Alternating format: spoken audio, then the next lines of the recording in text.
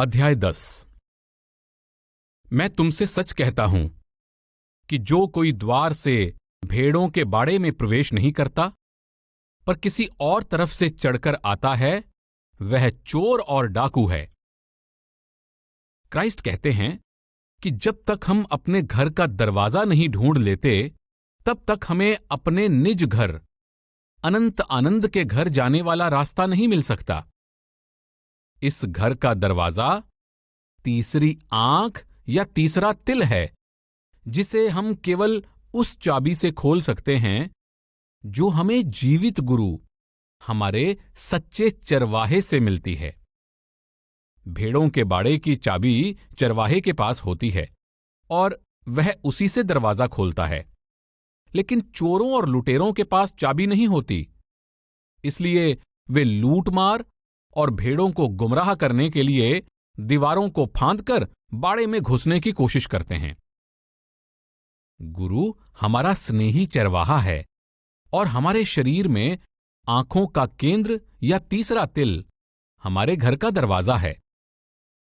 इसी दरवाजे से गुरु अपने नूरी स्वरूप में अपने शिष्यों को अपनी शरण में लेते हैं और उनका मार्गदर्शन करके परमपिता के पास पहुंचा देते हैं। चोरों और लुटेरों का मतलब विरोधी शक्ति के वे कारिंदे, वे झूठे नबी और वे सब लोग हैं जो ये उपदेश देकर लोगों को गुमराह कर देते हैं कि धार्मिक परंपराओं, कर्मकांड तथा अन्य बाहरमुखी क्रियाओं द्वारा मुक्ति प्राप्त की जा सकती है। लेकिन केवल पूर्ण गुरु, सच्चा मार्गदर्शक या चरवाहा ही अपने शिष्यों को शब्द के साथ जोड़ सकता है और परमपिता के पास ले जा सकता है। परंतु जो द्वार से भीतर प्रवेश करता है, वह भेड़ों का चरवाहा है। यहां क्राइस्ट ये स्पष्ट कर रहे हैं कि गुरु, सच्चा चरवाहा, अपने शब्द रूप में हमारे घर के दरवाजे पर हर समय हमारी बाट जोह रहा है। हमें केवल उस दरवाजे पर दस्तक देने की जरूरत है और वह चरवाहा हमें अंदर दाखिल कर लेगा और परमात्मा के पास ले जाएगा। दरवाजे पर यह दस्तक रूहानी अभ्यास के द्वारा दी जाती है। हम अपनी कोशिश जारी रखते हैं और जब हम अंदर जाने के योग्य हो जाते हैं, तो गुरु दरवाजा खोल देते हैं और बड़े प्यार से हमारा स्वागत करते हैं। परमात्मा के पास वापस जाने की अपनी उत्सुकता को हम कितनी भी तीव्र क्यों ना समझें, लेकिन गुरु उससे भी ज्यादा उत्सुकता से वहां हमारा इंतजार करते हैं। उसके लिए द्वारपाल द्वार खोल देता है। भेड़ें उसकी आवाज सुनती हैं। वह अपनी भेड़ों को उनका नाम ले लेकर बुलाता है और उनको भेड़ों के बाड़े से बाहर ले जाता है। चरवाहा अपनी भेड़ों को पुकारता है। भेड़ें उसकी आवाज को पहचानती हैं और उसके सिवाय और किसी चरवाहे के पास नहीं जाती। यही नाता गुरु और शिष्य का होता है।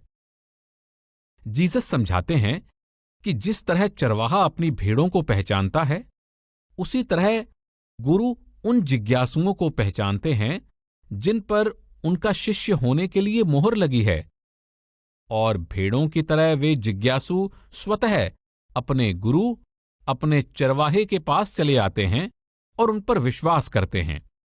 तब गुरु उन्हें संसार के इस कारागार से निकालकर अनंत स्वतंत्रता और शांति के घर, उनके दिव्य घर पहुंचा देते हैं। वे हमें पीछे से नहीं पुकारते, हमेशा हमारे सामने होते हैं। वे हमेशा आगे रहकर हमारा मार्गदर्शन और हमारी रक्षा करते हैं। गुरु अंदर से दरवाजा खोलते हैं और दीक्षित शिष्य अपने गुरु के रूहानी स्वरूप का दर्शन करते हैं। वे कभी धोखा नहीं खाते। गुरु के देह स्वरूप से परिचित होने के कारण वे उन्हें पहचान लेते हैं। वह अपनी भेड़ों को उनका नाम ले लेकर बुलाता है, का अर्थ है कि गुरु ने उनको पुकारा है तथा नाम या शब्द देकर उन्हें दीक्षित किया है, और उसी शब्द के द्वारा वे उन्हें परमात्मा के पास ले जाते हैं। जब वह अपनी सब भेड़ों को बाहर निकाल चुकता है, तब उनके आगे आगे चलता है। भेड़ें उसके पीछे पीछे जाती हैं, क्योंकि वे उसकी आवाज पहचानती हैं। यहां एक बार फिर हमें अंदर के अनुभव का जिक्र मिलता है। जैसे ही हम तीसरे तिल में अनंत मुक्ति के मार्ग के द्वार में प्रवेश करते हैं, हमें अपने गुरु का असली स्वरूप दिखाई देता है। उनकी आवाज, शब्द धुन, जो श्रव्य जीवन धारा है, सुनाई देती है। यह आवाज न केवल हमारा मार्गदर्शन करती है, बल्कि सचमुच हमें वापस परम पिता के पास ले जाती है।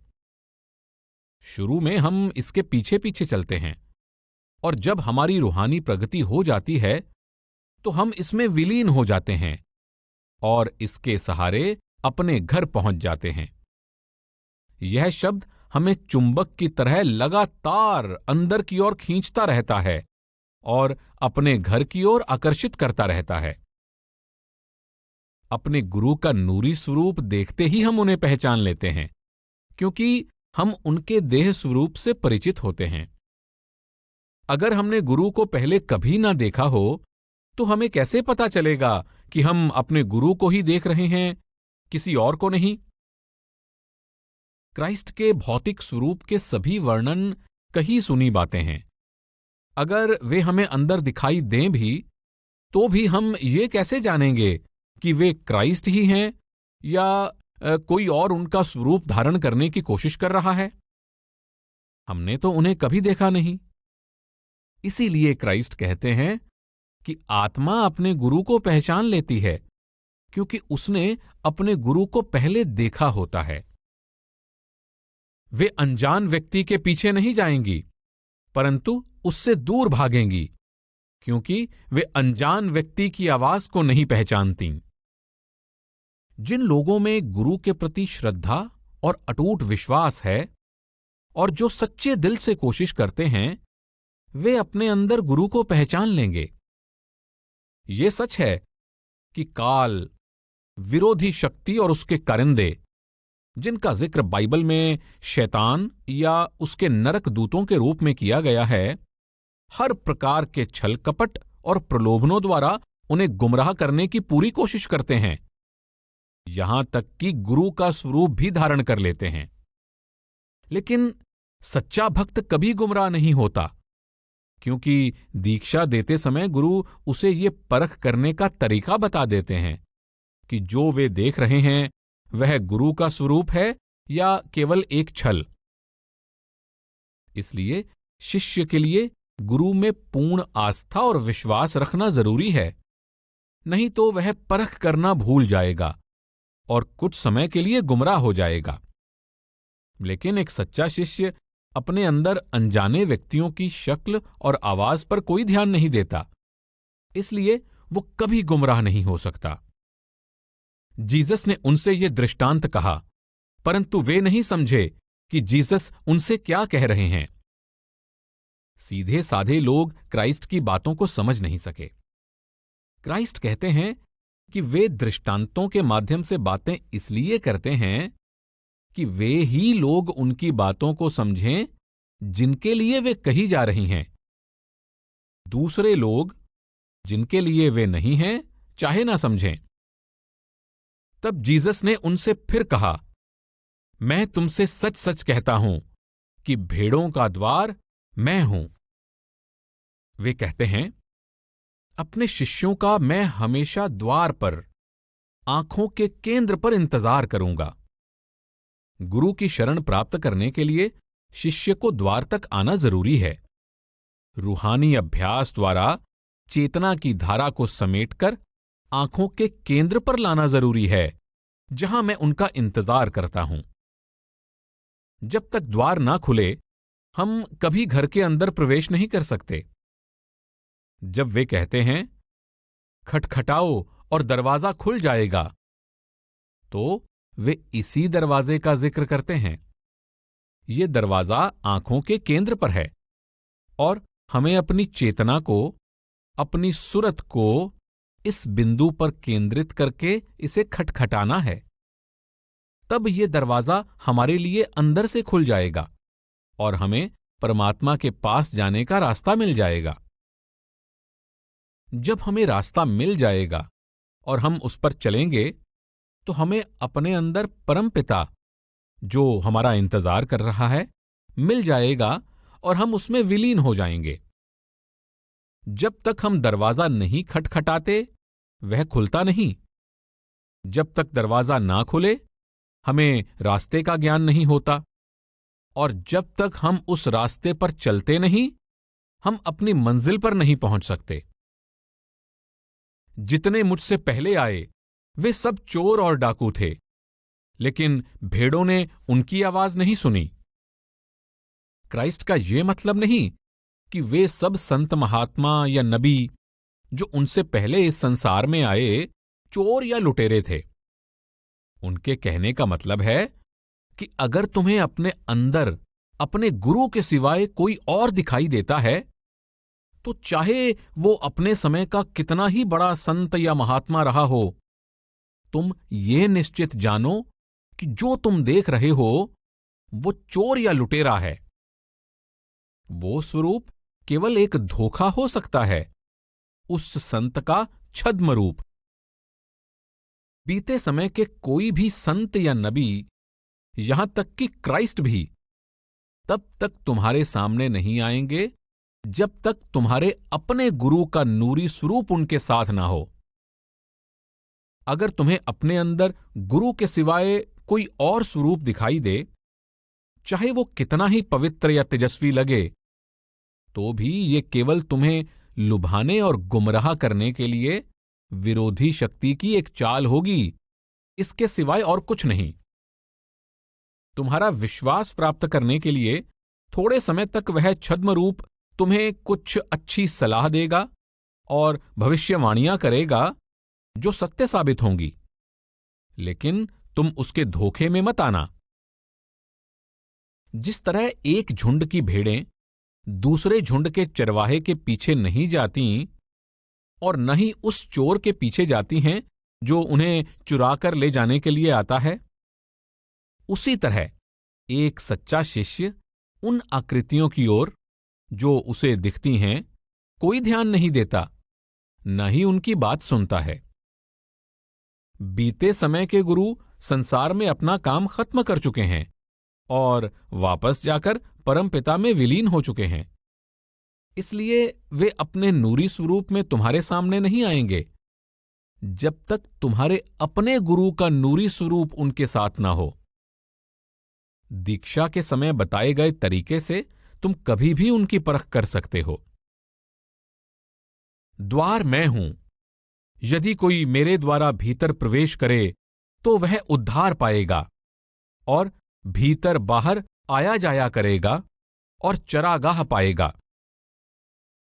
क्राइस्ट कहते हैं कि मैं दरवाजे पर अपने शिष्यों का इंतजार कर रहा हूं, जिसका मतलब है कि उनके लिए वे आंखों के केंद्र पर हैं। जब शिष्य अपनी चेतना की धारा को समेटकर आंखों के केंद्र पर ले आएंगे तो उन्हें वहां दरवाजे पर इंतजार करते हुए पाएंगे।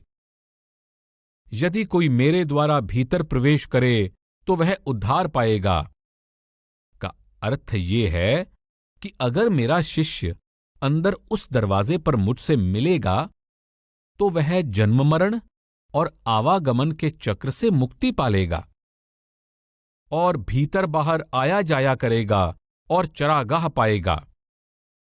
क्राइस्ट चरागाह शब्द का प्रयोग इसलिए करते हैं कि भेड़ों को चरागाह की हरी घास चरना अच्छा लगता है, और इसमें कोई संदेह नहीं कि शिष्य के लिए गुरु का स्वरूप ही भोजन है।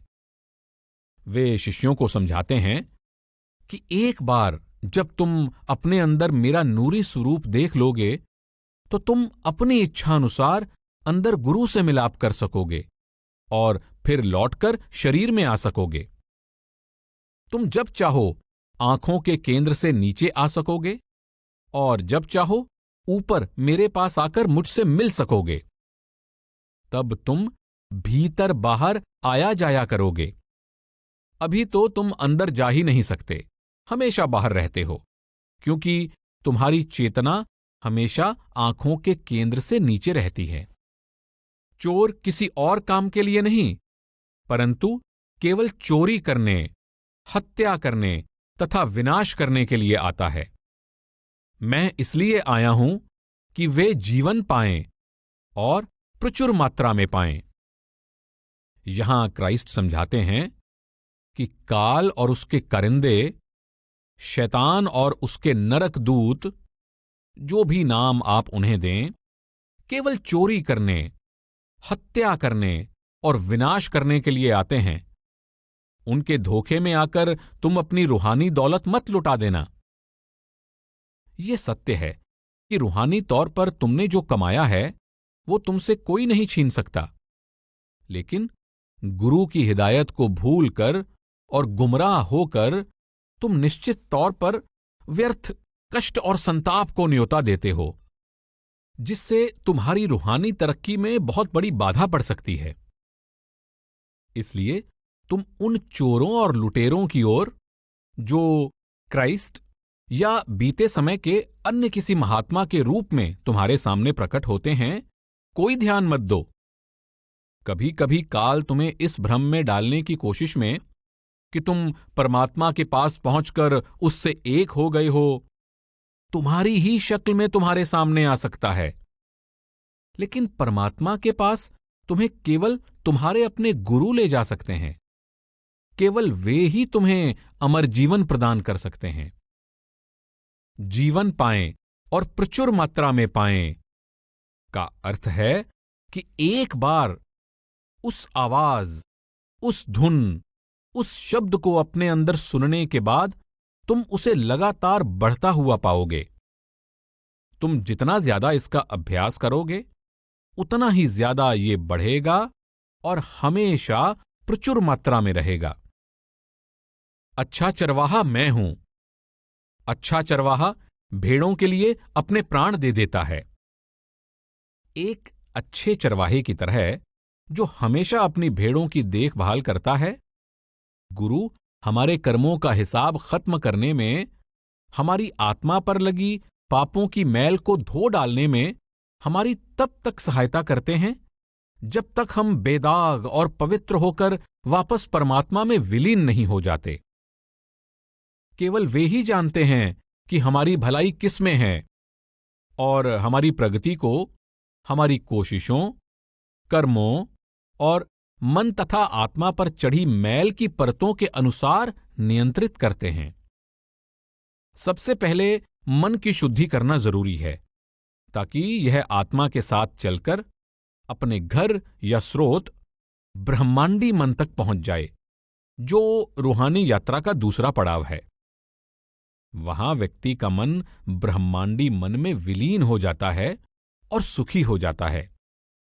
तभी आत्मा उच्च रूहानी मंडलों में जाने के लिए स्वतंत्र होती है और अंत में परमपिता में विलीन हो जाती है। हमारे गुरु, जो हमारा अच्छा चरवाहा है, हमारी सहायता करते हैं और पूरे रास्ते में हमारी देखभाल करते हैं। वे वही करते हैं जिसमें हर आत्मा की भलाई होती है। अपने शिष्यों के कर्मों का बोझ हल्का और सहने योग्य बनाने के लिए वे उनके कुछ कर्मों को अपने ऊपर लेकर अपना जीवन भी दांव पर लगा देते हैं। भेड़ों के लिए अपने प्राण दे देता है। हम चाहे ये सोचें कि हमारे कर्मों का बोझ बहुत भारी है, पर अगर हमारे गुरु ना होते तो यह बोझ कई गुना अधिक होता। इस तरह गुरु न केवल हमें सही रास्ते पर डालते हैं, बल्कि हमारे कर्मों का बोझ कम करके हमें उस पर चलने के योग्य भी बनाते हैं। लेकिन जो केवल मजदूर है, चरवाहा नहीं और न भेड़ों का मालिक है, वह भेड़िए को आते हुए देख भेड़ों को छोड़कर भाग जाता है। भेड़िया भेड़ों को पकड़ता और उन्हें तितर बितर कर देता है। वह इसलिए भाग जाता है क्योंकि वह केवल मजदूर है और उसको भेड़ों की चिंता नहीं। क्राइस्ट कहते हैं, मैं अच्छा चरवाहा हूं और अपनी भेड़ों को पहचानता हूं और वे मुझे पहचानती हैं। मैं अपनी भेड़ों को छोड़कर नहीं जाऊंगा, और अगर कोई भेड़ भटक भी जाती है तो मैं खुद उस भेड़ को वापस ले आऊंगा। लेकिन किराए के मजदूरों को और धोखेबाजों को भेड़ों की भलाई की कोई चिंता नहीं होती, इसलिए उनकी रक्षा में वे कोई दिलचस्पी नहीं लेते। अगर कोई विपत्ति आ जाती है तो वे भेड़ों को असुरक्षित छोड़कर भाग खड़े होते हैं। कुछ शिष्य भले ही थोड़ी देर के लिए रास्ते से भटक जाएं, लेकिन गुरु अपने शिष्यों को कभी नहीं छोड़ते। वे हर उस आत्मा के लिए जिम्मेदार हैं जो परमात्मा ने उन्हें सौंपी है, और एक एक आत्मा को स्वयं परमात्मा के पास वापस ले जाते हैं। लेकिन धोखेबाज लोग उन आत्माओं को, जिनका कोई गुरु नहीं है, आसानी से गुमराह कर देते हैं। अच्छा चरवाहा मैं हूं, मैं अपनी भेड़ों को जानता हूं और मेरी भेड़ें मुझे जानती हैं। तुमने चरवाहों को अपनी भेड़ों को घास चराते देखा होगा। जब चरवाहा सीटी बजाता है तो उसकी भेड़ें ही उसके पास आती हैं। घास के मैदान में एक साथ 3 अलग अलग बाड़ों की, 3 अलग अलग चरवाहों की 5000 भेड़ें इकट्ठी हो सकती हैं। लेकिन जब चरवाहा सीटी बजाता है तो केवल वही भेड़ें उसके पास आती हैं जो उसकी हैं। दूसरी भेड़ें उस सीटी को सुनती ही नहीं। गुरु और शिष्य का संबंध समझाने के लिए क्राइस्ट ये उदाहरण देते हैं। जिस तरह परमपिता मुझे जानता है, उसी तरह मैं परमपिता को जानता हूं। मैं भेड़ों के लिए अपने प्राण देता हूं। इस प्रश्न का उत्तर देते हुए कि शिष्यों को गुरु का नूरी स्वरूप देखने की कोशिश क्यों करनी चाहिए, क्राइस्ट कहते हैं, मैं परमात्मा को जानता हूं, पर वे परमात्मा को नहीं जानते। इसलिए केवल मेरे द्वारा ही वे उस तक पहुंच सकते हैं। मैं भेड़ों के लिए अपने प्राण देता हूं।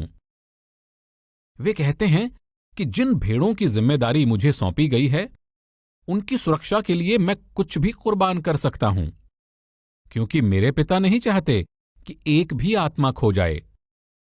मुझे हर उस आत्मा को जिस पर मुहर लगी है वापस उनके पास ले जाना है। यही मेरा काम है। इसीलिए उन्होंने मुझे तुम्हारे स्तर पर भेजा है। उनकी रक्षा करने के लिए मैं अपनी जान भी देने को तैयार हूं। बाइबल में सेंट मैथ्यू के अध्याय में क्राइस्ट ने एक सुंदर उदाहरण दिया है। वे कहते हैं, एक चरवाहे के पास 100 भेड़ें हैं। अगर एक भेड़ झुंड को छोड़कर खड्ड के तल पर चली जाती है तो चरवाहा 99 भेड़ों को छोड़कर उस एक भेड़ के पीछे भागता है। वह उस भेड़ को कंधे पर भी उठाकर वापस झुंड में ले आता है, क्योंकि वो उन 100 भेड़ों के लिए जिम्मेदार है। मेरी और भी भेड़ें हैं जो इस बाड़े की नहीं हैं। मेरा उनको भी अपने पास लाना आवश्यक है। वे मेरी आवाज सुनेंगी, तब एक ही बाड़ा और एक ही चरवाहा होगा। क्राइस्ट कह रहे हैं कि भूतपूर्व गुरुओं के उन शिष्यों की जिम्मेदारी भी मुझ पर है जो अभी संसार में हैं और जिनसे मैं जीते जी संपर्क कर सकता हूं। उनको भी मैं इस बाड़े में ले आऊंगा ताकि वे मुझे जाने और मेरी आवाज सुने। मैं उन्हें अपने संरक्षण में ले लूंगा और उनकी सहायता करूंगा, और तब एक ही बाड़ा होगा और एक ही चरवाहा।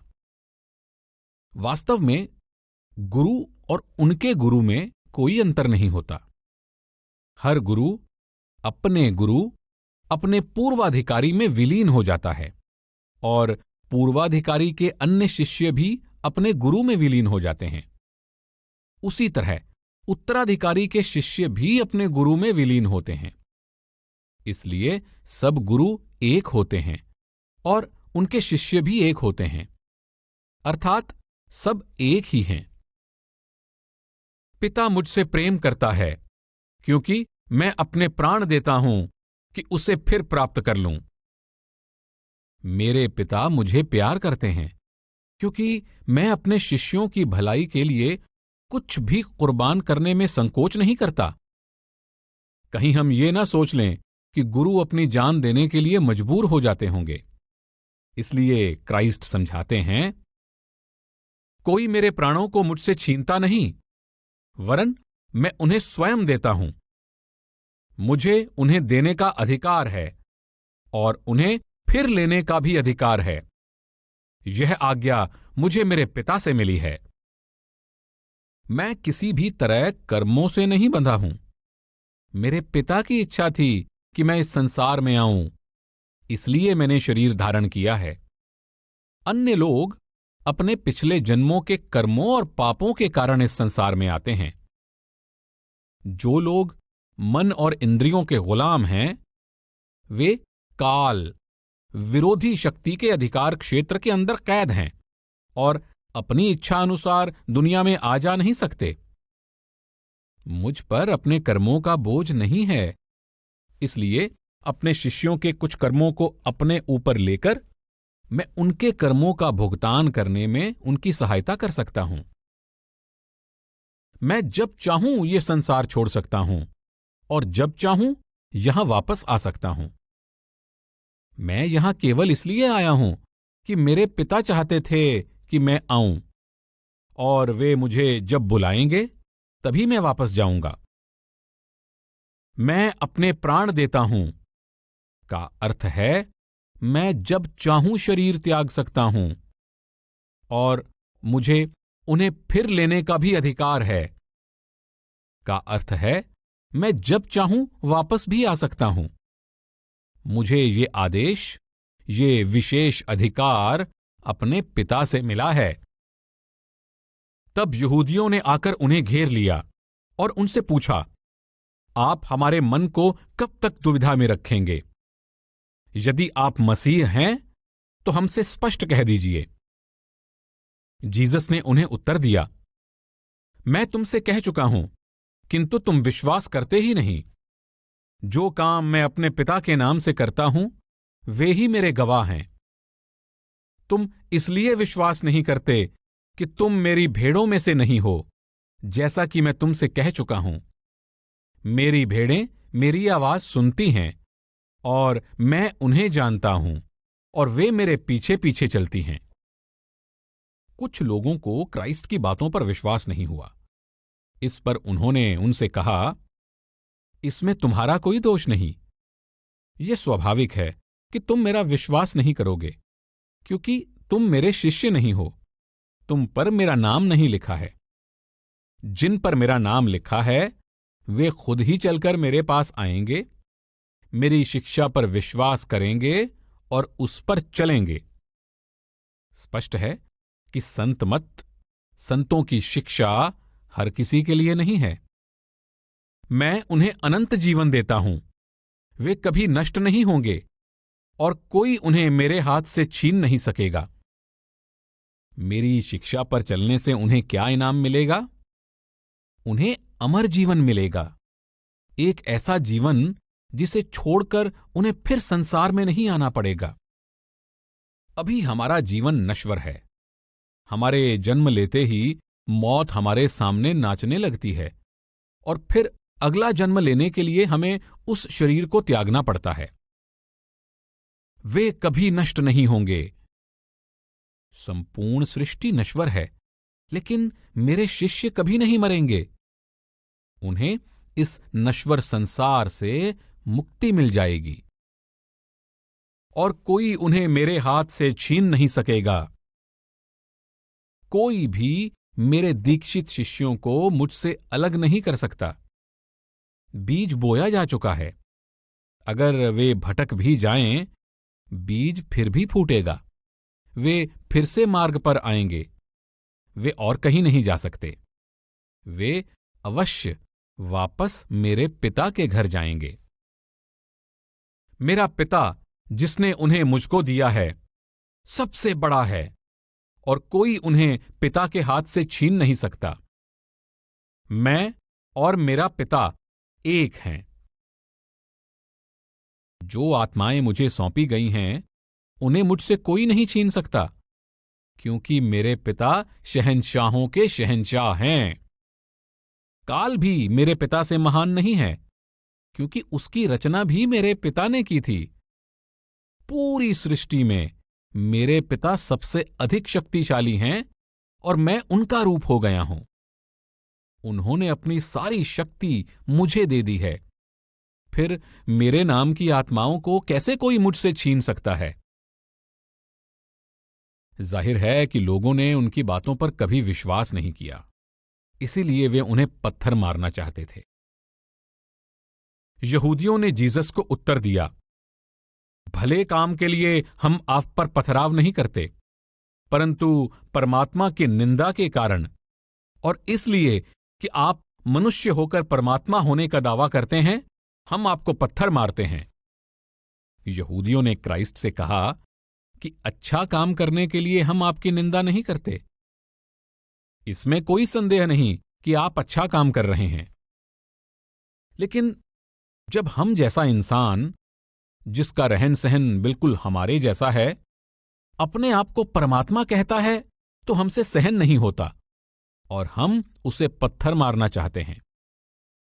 क्राइस्ट इसका बहुत सुंदर उत्तर देते हैं। क्या तुम्हारी धर्म व्यवस्था में यह नहीं लिखा कि मैंने कहा तुम सब परमात्मा हो? आप मोजिस की किताबें या जॉन द बैप्टिस्ट के उपदेश पढ़ें, ये तो आपके ही धर्मग्रंथ हैं। इन धर्मग्रंथों में साफ शब्दों में लिखा है कि हर व्यक्ति में परमात्मा बनने की क्षमता है। अगर मैंने कह दिया कि मैं परमात्मा हूं, तो इससे क्या फर्क पड़ता है? केवल मैं ही नहीं, तुम सब भी तो परमात्मा हो। हर इंसान में फिर से परमात्मा बनने की क्षमता है। मैंने परमात्मा को प्रत्यक्ष कर लिया है और तुम भी उसे प्रत्यक्ष कर सकते हो। मूल रूप में तुम भी परमात्मा ही हो, पर तुम्हारी आत्मा के ऊपर एक पर्दा पड़ा हुआ है। हीरा तो हीरा ही होता है, पर कीचड़ में पड़ा होने के कारण उसकी चमक खो जाती है। कीचड़ में पड़े हीरे की भी वही कीमत होती है जो जौहरी के दुकान में रखे हीरे की होती है, लेकिन हमें उसकी पूरी कीमत तभी मिलती है जब हम उसका कीचड़ धो डालते हैं। तुम में से कुछ लोग शायद उत्तरोत्तर विकास में विश्वास करते होंगे, लेकिन आजकल जो विकास सिद्धांत पढ़ाया जाता है वो केवल आंशिक रूप से सही है। जिस तरह समुद्र में से बूंद निकलती है, इसी तरह सृष्टि की रचना के समय आत्माएं परमात्मा में से निकली थीं। नीचे उतरते हुए आत्मा को संसार में काम करने के लिए सेवकों के रूप में मन, शरीर और इंद्रियां दिए गए थे। लेकिन अब आत्मा का सेवकों पर अधिकार नहीं रहा, बल्कि सेवक और उनके काम आत्मा के शासक बन बैठे हैं।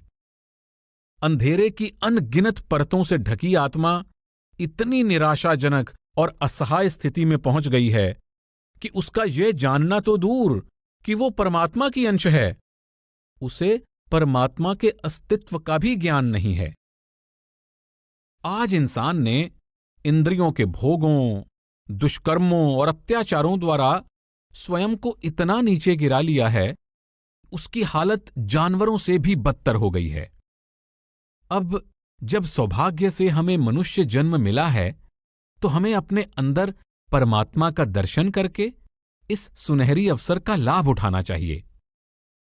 यदि उसने उन्हें परमात्मा कहा, जिनके पास परमात्मा का शब्द पहुंचा, और धर्मग्रंथ की बात मिट नहीं सकती, तो जिसे पिता ने पवित्र ठहराकर जगत में भेजा है, उसने कहा कि मैं परमात्मा का पुत्र हूं, तो तुम उससे क्यों कहते हो कि तू परमात्मा की निंदा करता है?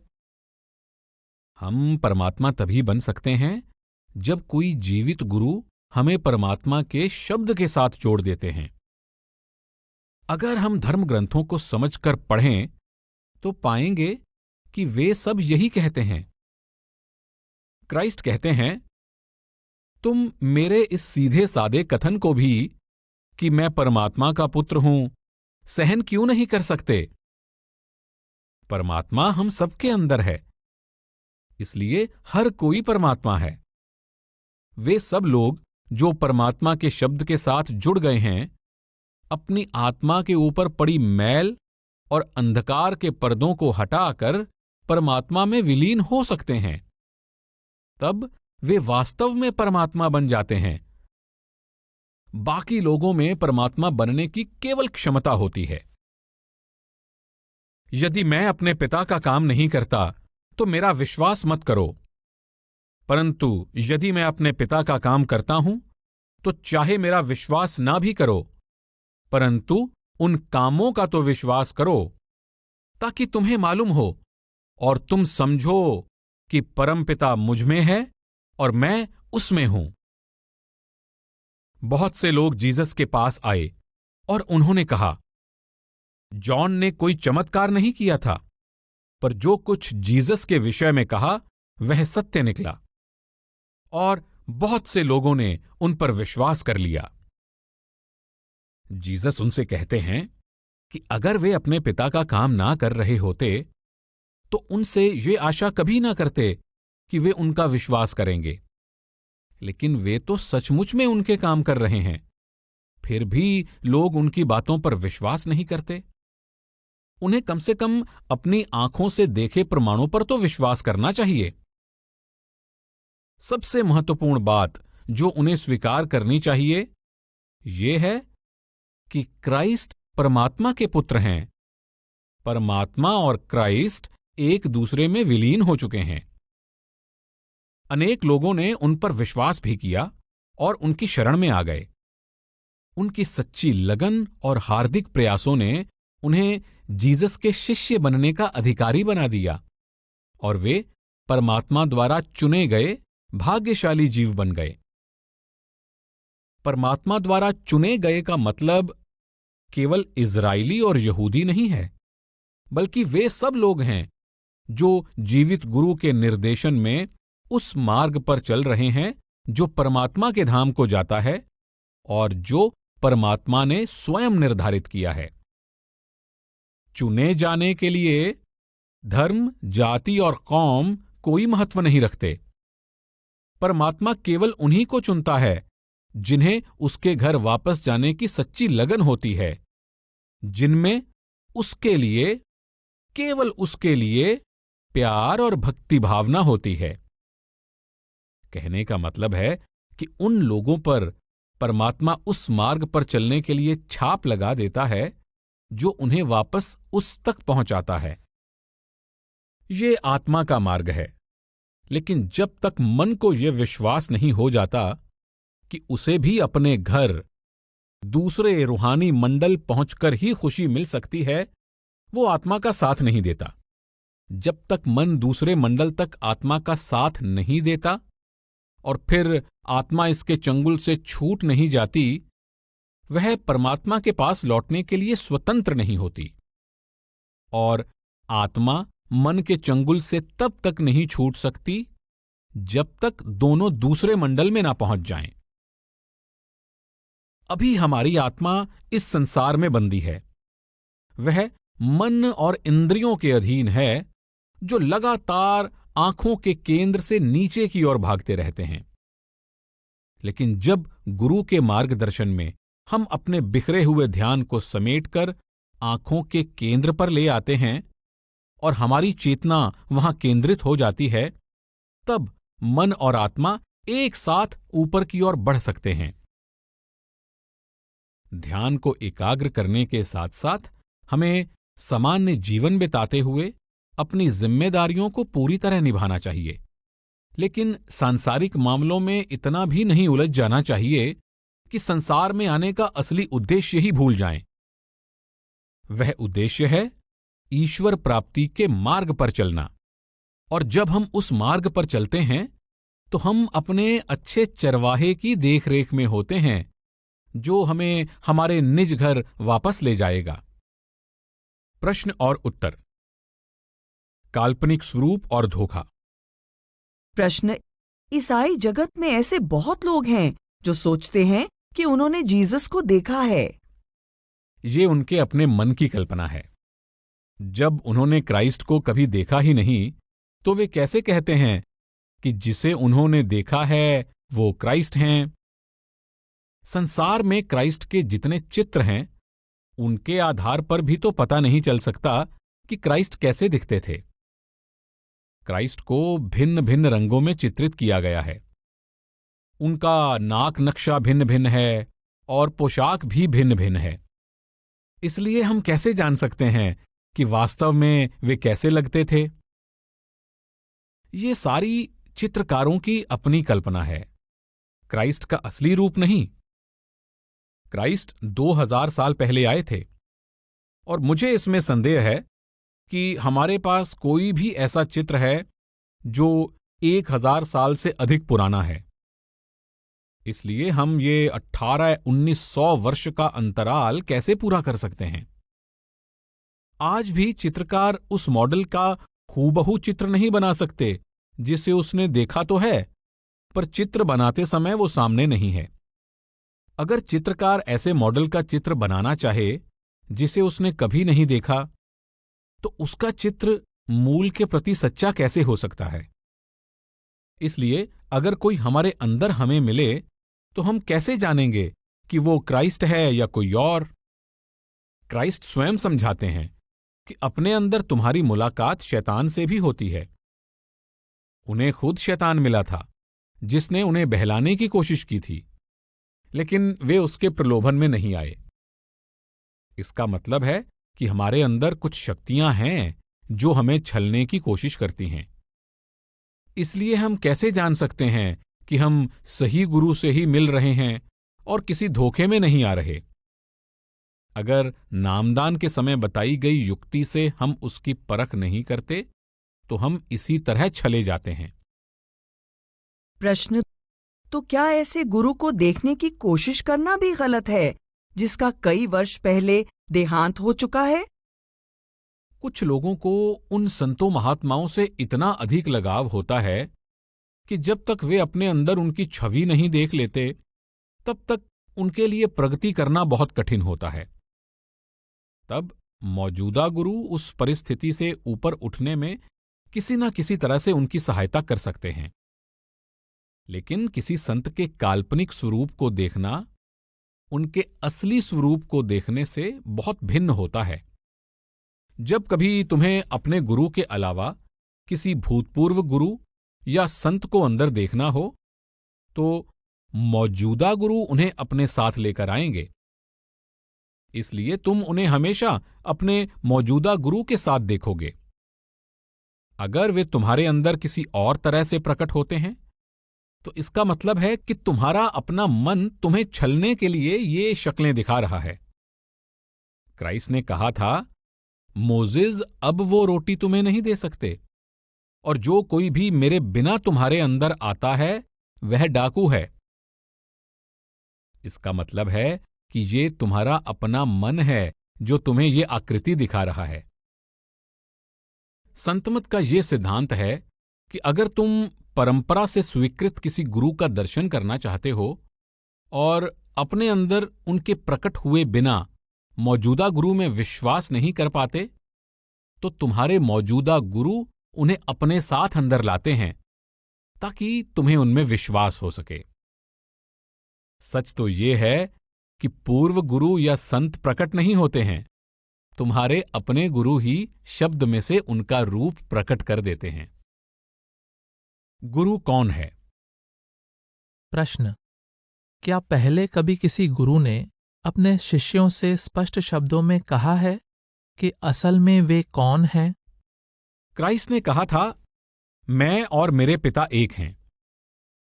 इतना तो हम बाइबल में पढ़ते हैं, लेकिन आम तौर पर संत ऐसी बातें नहीं कहते। शिष्य ही अपने गुरु के बारे में ऐसी बातें लिखते हैं, संत कभी ऐसा नहीं कहते।